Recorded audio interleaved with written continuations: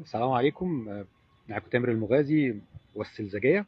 وفقرة اللايف شوية بنشوف فيها أسئلة بتجيلي بشكل يعني ممكن متكرر على الانبوكس، أو بقابلها ممكن في الشغل أو وسط التريننج سيشنز، أو وسط يعني الجلسات التدريبية أو المحاضرات والكورسات.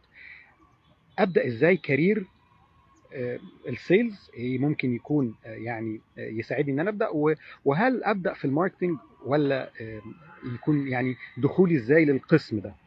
الحقيقه طبعا بنبتدي الشغل هنقول في الفيلد بتاع السيلز، او في كارير السيلز، او في مجال الشغل في مجال المبيعات، دايما كممثلي بيع اللي هو بنسميه السيلز راب، ممثل المبيعات، مندوب المبيعات. في شركات الادويه بنسميه الميديكال راب او الميديكال سيلز راب. يعني ممكن ساعات بيبقى اسمه ميديكال سيلز ديليجيت او سيلز ديليجيت، ديليجيت مش ديليجيت، اللي هو ممثل او رسول يعني. فده الاشكال اللي احنا بنقدر نبتدي بيها الشغلانه: مندوب، ممثل، بيع شخصي.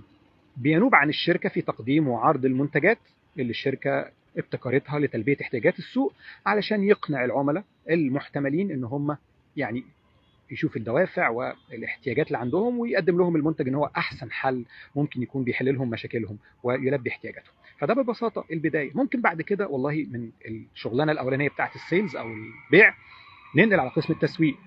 لو انا عندي بعض المهارات التخطيطيه والتحليليه والقدرات على مثلا وضع الخطط والاهداف والابتكار والخيال والابداع، والدأب كمان في ان انا احط استراتيجيات او خطط طويله المدى، ده كده ممكن يكون الشخصيه اللي بعد ما تيجي في السيلز شويه تنقل على قسم مثلا زي التسويق، او تنقل على خطوه ان هو يكون جوه الميديكال او جوه الماركتنج ديبارتمنت او جوه قسم التسويق في اي شركه بقى، شركه تسويق عقاري، شركه ادويه، شركه اي حاجه، ادوات منزليه، اي حاجه. على الجانب الثاني ممكن الشخص يكون عنده بعض القدرات مثلا اللي تخليه يروح قسم زي الاتش ار. بس البدايه دايما من السيلز. هيروح اتش ار ليه؟ لان هو عنده قدره مثلا ان هو زي يعمل مثلا انترفيوهات، يعني بيقدر ان هو يستكشف البشر، يقدر ان هو يعمل كوميونيكيشن كويس، يقدر ان هو يعمل الخطوات الاداريه المنوطه يعني بالناس اللي شغالين في الاتش ار، هو بيقدر ينفذها من عمليات مثلا ريكروتمنت وعرض ونشر الوظائف واستقطاب افضل الممكن الكاليبرز او اللي هي الناس المتاحه في السوق من مهارات وخبرات، علشان يبقوا متاحين ان هم يقدموا وبعد كده يعملوا انترفيوهات وبعد كده يتعينوا، وبعد كده الكارير بعد كده في التقييم والتدريب المستمر يعني، واجراءات التعيين وحتى اجراءات الترقيه واجراءات ممكن الفصل اذا كان في فصل. فده واحد ممكن يكون مهاراته ما هيش مناسبه غير للاتش ار، بس ما حدش يقدر يدخل على الاتش ار ديبارتمنت مثلا في شركات الادويه على طول او في قسم التسويق على طول كمثال، الا لما يبتدي سيلز. يعني اللي هو لازم ياخد كده المطبخ من اوله زي ما بيقول كده، او يدخل لو هيشتغل في عارفين اللي بيشتغلوا في المطاعم يقول لك لازم تبقى في جوه الاول، عند غسيل الصحون، وبعد كده ممكن تبقى مثلا في الصاله، وبعد كده ممكن تبقى مدير مطاعم عادي، ما فيش مشكله بعد كده. آه، حاليا بقى في بعض الوظائف يعني غير مثلا الاتش ار اللي هي بنسميها اداره الموارد البشريه، هيومن ريسورسز، او الماركتنج اللي هو التسويق. وده مثلا وظائف مستحدثه شويه، بس بدايتها فين برضو؟ بدايتها في السيلز. لازم يكون الشخص بدا في قسم البيع كممثل بيع.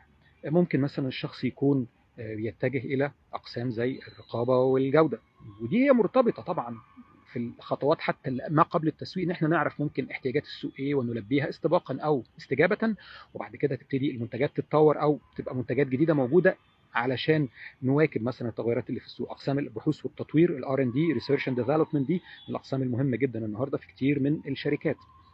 نطور ازاي منتجات، نوجد ازاي اسواق او اشياء من هذا القبيل. فنبتدي بيع مش عيب. البيع مهنه مرهقه، فيها شغل وفيها جري وفيها يعني تنطيط وسفر وكلام كتير وعلاقات كتيره برضو، بس هي فعلا مدخل في ممكن وظائف وشغلانات كتيره. من مميزاتها اذا كانت هي دي عيوبها يعني التنطيط وكده، ان فيها انسنتيف، فيها حوافز، فيها بونص، حاجات شبه كده تساعدنا ان احنا مش بس بنكتفي بالمرتب، لا ممكن يكون عندنا دخل مثلا بيبقى كل 3 شهور، كل 6 شهور، كل سنه، اللي هي الحوافز او البوانص يعني، او بيسموها الاجور الاضافيه.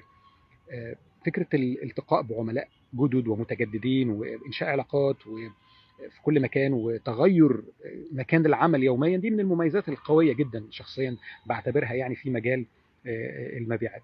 فمجال السيلز هو مجال دايما، وعلى فكره كتير قوي من كبار يعني الانتربرينورز اللي هم رواد الاعمال وكبار رجال الاعمال وكبار الناس المشاهير حول العالم بدأوا ممكن من المطبخ، بدأوا من ان هم كانوا سيلز. يعني ممكن في فيديو تاني نتكلم على بعض الأمثلة للناس اللي زي دول كده. فيعني دي كده كانت إجابة سؤال ممكن ابتدي سيلز واكمل ايه. ده كان جزء. وايه هي المجالات اللي ممكن نكمل فيها بعد السيلز، وهل ممكن نقفز خطوه السيلز؟ شخصيا بشوف ان الافضل ان الواحد يبدا سيلز، ينقل بعد كده الماركتنج، ينقل الاتش ار، ينقل رقابه وجوده، ينقل لتدريب، اقسام التدريب.